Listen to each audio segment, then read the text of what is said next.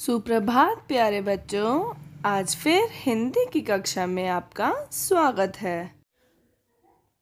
बच्चों, आज हम निबंध लेखन करेंगे।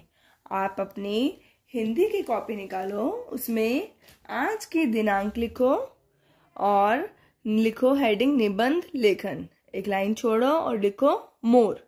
तो आज हम निबंध किस पे लिखेंगे? मोर पर। बच्चों, निबंध लेखन होता क्या है? लेखन मतलब लिखना। किसके बारे में लिखना? जो हमें एक टॉपिक दिया जाता है। ठीक है, अब हमारा आज का टॉपिक है मोर। तो हम मोर के बारे में जो भी हमें पता है उसके बारे में थोड़ा बहुत लिखेंगे। तो हम उसको निबंध लेखन कहते हैं, मतलब किसी टॉपिक के बारे में उसको बताना। ठीक है, अब आप हेडिंग लिखो यहाँ पे निबंध लेखन, उसके बाद एक लाइन छोड़ो मोर। हमारा टॉपिक क्या है आज का? मोर। अब आप 5-6 लाइनें छोड़ दो। किस लिए? आपको क्या करना है? यहाँ पे फोटो लगानी है। ठीक है, यहाँ पे 5-6 लाइन छोड़कर आपको क्या लगानी है? फोटो। आप बना भी कर सकते हो, ड्रॉ भी कर सकते हो और पेस्ट भी कर सकते हो। किसकी फोटो? मोर की। ठीक है, आपको मोर का चित्र यहाँ पे चिपकाना है। अब सबसे पहले लिखो, देखो आपको पता है मोर क्या होता है? मोर हमारा पक्षी है। कौन सा पक्षी है? राष्ट्रीय पक्षी है, नेशनल बर्ड। तो लिखो म ओ र, मोर। भारत, भारत यानी इंडिया। भारत का रा, आदर्श ट के नीचे पदेन, बड़ी की मात्रा य, क्या बना? राष्ट्रीय यानी नेशनल। राष्ट्रीय प श पर बड़ी की मात्रा, पक्षी है। मोर भारत का राष्ट्रीय पक्षी है। और यहाँ पे क्या लगेगा? पूर्ण विराम। ये क्या है? पूर्ण विराम, यानी हमारा वाक्य खत्म हो गया। मोर भारत का राष्ट्रीय पक्षी है। मोर जो है पीकॉक, इंडिया की क्या है? इंडिया के नेशनल बर्ड। ठीक है, मोर को हम इंग्लिश में क्या बोलते हैं? पीकॉक। अब बच्चों 2 लाइन छोड़ो, अगला वाक्य लिखो। मोर को म ओ र, मोर को।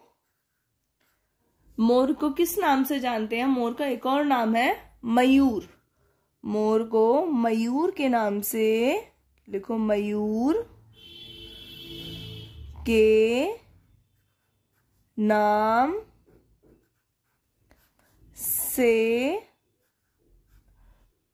से भी जाना जाता है। लिखो, जाना जाता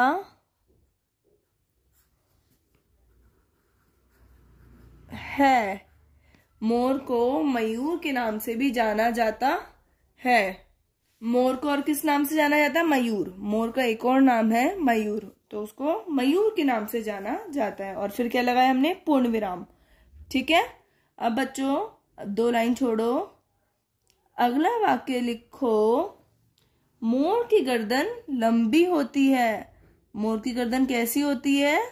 लंबी। लिखो, मोर की ग के बाद द पे र की मात्रा, इसे क्या कहते हैं? रेफ। मोर की गर्दन लंबी होती है। लिखो, लंबी होती है। मोर की गर्दन कैसी होती है? लंबी होती है। यानी गर्दन यानी नेक, जो मोर की जो नेक होती है ना, वो कैसी होती है? लंबी होती है। ठीक है, अब बच्चों फिर से 2 लाइन छोड़ो, अगला वाक्य लिखो।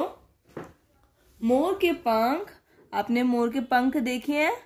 वो कैसे होते हैं? कलरफुल। कैसे होते हैं? रंग बिरंगे।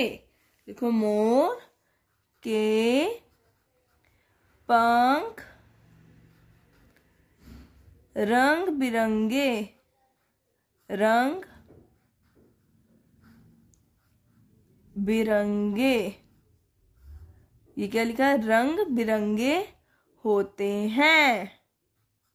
कैसे होते हैं? रंग बिरंगे, यानी कलरफुल। मोर के पंख रंग बिरंगे होते हैं।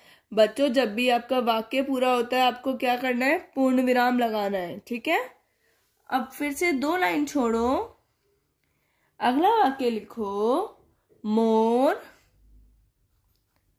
आपको पता है कि मोर किस चीज के लिए फेमस है? अपनी सुंदरता के लिए, वो बहुत सुंदर लगता है। देखो, मोर अपनी सुंदरता, सुंदरता यानी ब्यूटीफुल। कैसा लगता है मोर? ब्यूटीफुल। तो मोर अपनी सुंदरता के लिए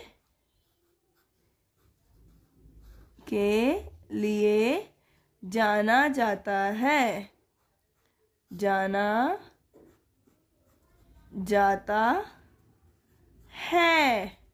पूर्ण विराम। मोर किस चीज के लिए जाना जाता है? अपनी सुंदरता के लिए। देखो फिर से पढ़ो। मोर भारत का राष्ट्रीय पक्षी है। पीकॉक इंडिया के नेशनल बर्ड है। मोर को मयूर के नाम से भी जाना जाता है। जो मोर है उसका दूसरा नाम क्या है? मयूर।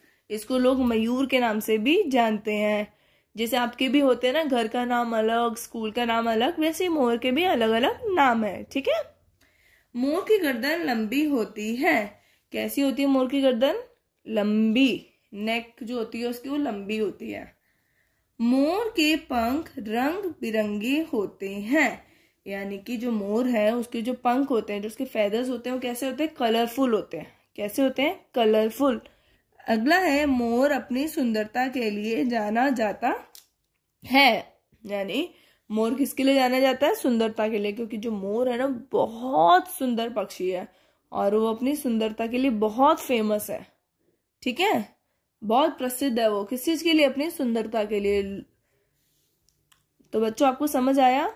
अब आपको ये कार्य अपनी कॉपी में बहुत सुंदर सुंदर लिखना है। यहाँ पे आपको मोर की फोटो लगानी है और आपको ये निबंध याद करना है और इसके ऊपर वीडियो बनानी है जिस पे आप ये निबंध के वाक्य बोलोगे।